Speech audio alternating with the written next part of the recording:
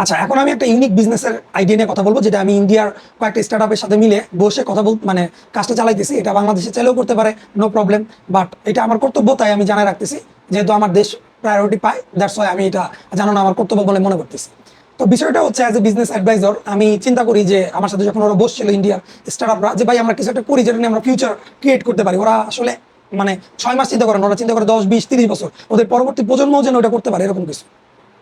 তো বিজনেস আইডিয়াটা হচ্ছে যে সিম্পল, আমরা যে মুভি দেখি, ঠিক আছে, আমাদের যে বর্তমানে যে মুভিগুলো আসতেছে, দারুণ দারুণ মুভি, কদিন পরে ডেডপুল উলভারিন মুভি আসবে, বা হচ্ছে এরপরে যখন আপনারা রিসেন্টলি খেয়াল করলে দেখবেন বাহুবলীর কিন্তু একটা কার্টুন অ্যানিমেশন বের হয়েছে।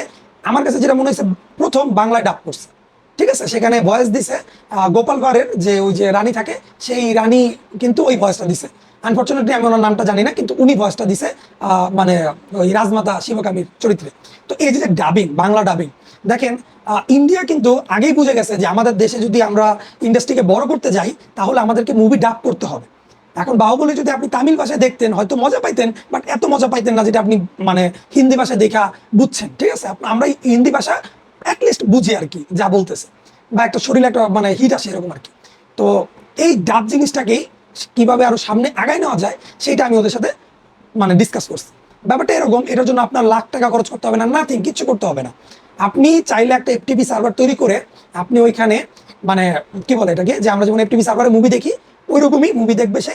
বাট এখানে যে জিনিসটা আমরা অ্যাড করতেছি সেটা হচ্ছে এমএক্স প্লেয়ারের একটা সিম্পল ট্রিক। এখন বলতে পারেন ভাই এমএক্স প্লেয়ার কি, এটা যদি না জানেন তাহলে আর কিছু বলার নেই। আমাদের সবার প্লেয়ারই এমএক্স প্লেয়ার বা ম্যাক্স প্লেয়ার নামে একটা প্লেয়ার থাকে, যেখানে আমরা মুভি টুভি সবকিছু দেখি, ঠিক আছে। এই এমএক্স প্লেয়ারে আপনি যদি ভিডিওসে যান, সেখানে ওদের কিন্তু নিজস্ব একটা মানে আছে, প্লে লিস্ট আছে, আপনি ওখানে মুভি দেখতে পারবেন। কিন্তু ব্যাপারটা হচ্ছে, আপনি যখন মুভিটা দেখবেন, এর মাঝখানে মাঝখানে অ্যাড আসবে, 5 সেকেন্ডের অ্যাড, 10 সেকেন্ডের অ্যাড, 12 সেকেন্ডের অ্যাড। আপনি ওই অ্যাড স্কিপ না করে সামনে আগে দিয়েই পারবেন না, ঠিক আছে। তো এই বুদ্ধিটা দেখলাম রিসেন্টলি বঙ্গ করছে সম্ভবত শার্ক ট্যাঙ্কে, যে আপনি যদি ফ্রি দেখেন তাহলে আপনাকে অ্যাড দেখে দেখে যেতে হবে। তো it's a very good revenue generating model. আপনি এখান থেকে ভালো অ্যাড দেখে মানুষকে একটা ভালো এঙ্গেজমেন্ট করে ওখান থেকে টাকা কালেক্ট করতে পারবেন। এখন চিন্তা করেন, যদি আমাদের এই ডেডপুল ভার্সেস উলভারিন মুভিটা, আমরা যারা কমিক প্রেমী আছি, তারা যদি এই মুভিটা বাংলায় দেখতে পারতাম, কোনো জোরালো ভয়েসে, তাহলে কেমন লাগতো? ভালো লাগতো না? অবশ্যই ভালো লাগতো, নিজের ভাষা, বা আরো ভালো বুঝতে পারতাম, মজা করে মানে আনন্দ করে দেখতে পারতাম আসলে। তো ব্যাপারটা হচ্ছে এরকমই। আমি ওদের বললাম যে তোমরা একটা কাজ করো, যত রিসেন্ট মুভি আসে সেই মুভিগুলোকে বাংলায় ডাব করো। কারণ হচ্ছে গিয়ে দুইটা জিনিস জেনারেট হবে। নাম্বার ওয়ান, যারা এখানে কাজ করবে তাদেরকে ফ্রি অফ কস্টে আমরা কাজ করাবো।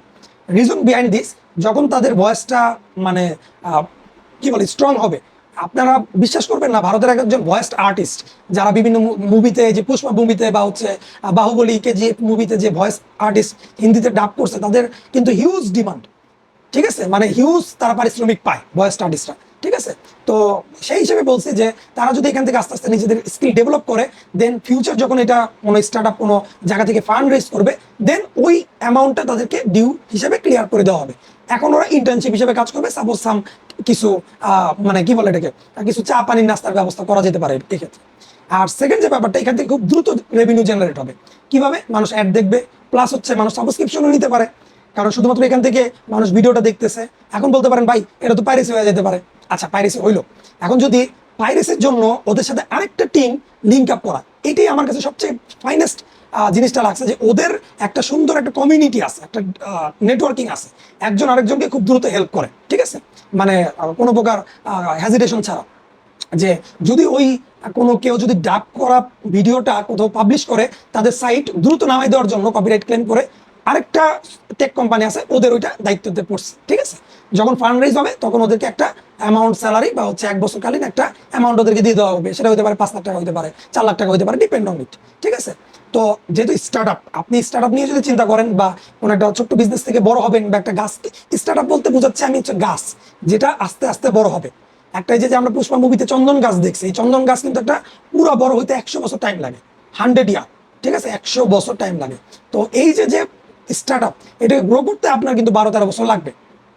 তো সেই হিসাবে যদি এখন থেকে শুরু করেন, তাহলে কি হবে, আপনি নিজেই, আপনি যদি একটু আপনার নলেজ থাকে, তাহলে কিন্তু আপনি এখান থেকে ভালো একটা রেভিনিউ জেনারেট করতে পারবেন। কারণ আপনি ইউটিউবে কি অ্যাড দেখেন না?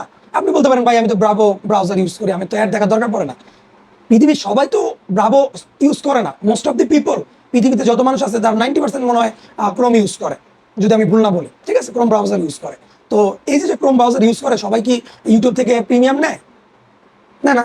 তো ওইখান থেকে যখন আমরা বাংলা ডাবিং এ ওইখানে অনেক কয়েকটা ফিচার রাখছি, সাপোজ হচ্ছে ইনকামের জন্য সাবস্ক্রিপশন, দেন হচ্ছে কেউ যদি সাবস্ক্রিপশন না নেয় সে প্রিমিয়াম মডেলে যেতে পারে, ইউটিউব প্রিমিয়ামের মতো। তারপর হচ্ছে ওইখান থেকে অ্যাড থেকে আমরা ইনকাম করব। দেন হচ্ছে যারা এখানে আসবে আর্টিস্ট, একটা সার্টেন টাইম পরে আর্টিস্ট হওয়ার জন্য আমরা পেমেন্ট নিব, কারণ আমরা তো ভুগিচুকি কোনো পার্সনকে নিব না এখানে। ওইখানে আমরা প্রযোজকের ভূমিকা পালন করবো, ঠিক আছে। প্রযোজক হয়তো মুভিতেই করে, বাট ওইখানে মানে এখন দেখবেন শাহরুখ খান নিজেও মুভি বানায়, আবার হচ্ছে তার ওয়াইফ সেটা প্রডিউস করে, ঠিক আছে। যেমন জওয়ান মুভিতে শাহরুখ খানের ওয়াইফ গৌরী খান ছিল হচ্ছে প্রযোজক, মানে যে টাকা ঢালছে, আর শাহরুখ খান ছিল হচ্ছে লিড রোলে। সব ব্যাপারটা হচ্ছে এরকম। এখান থেকে অনেক বিজনেস মডেল আরো সামনে বেরোবে, ঠিক আছে, আস্তে আস্তে বেরোবে। তো ইনস্ট্যান্ট এই জিনিসগুলো যখন আমরা আস্তে আস্তে ইমপ্লিমেন্ট করব, তখনই আমাদের বিজনেসটা আস্তে আস্তে বুম করবে। মানুষের কাছে হুট করে আপনি বুস্ট করে টাকা পয়সা খরচ করে নামার দরকার নেই। তো আপনাকে একটু রিসার্চ করেন, যখন দেখবেন যে না আমার জিনিসটা ভালো, দেন মানুষ এমনি আপনার প্রোডাক্ট কিনতে আসবে। দেন আরেকটু বুস্ট করে জিনিসটাকে একটু মানে আগায় নেওয়ার জন্য, এই আর কি, ঠিক আছে। সো এই হচ্ছে মোটামুটি বিজনেস আইডিয়াটা ছিল। তো বিস্তারিত আর বলতে চাচ্ছি না, কারণ কিছু জিনিস সিক্রেট রাখা ভালো, সব রিভিল করে দিলে আসলে ম্যাজিকের কোনো মজা থাকে না। So thank you so much.